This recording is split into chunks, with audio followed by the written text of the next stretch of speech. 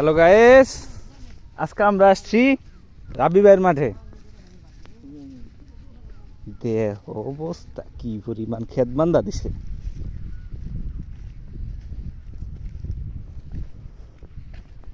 রাবি ভাই আডে কেমনে এরকম চিকুন বাত্তা বানাইছে। ঠিক মতো মাল মেডিসিন কিনা হইলাম না, ক্ষেতের কি যত্ন করবো। কথা তো ওইটাই।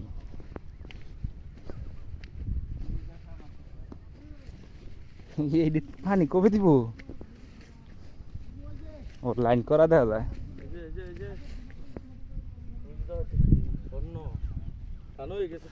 এই যে সামনে দেখা যাবো বলি ক্ষেত নিতে আছে, খেতে ঘাস নাই, আবার খেতে ঘাস বলে আছে হুদাই।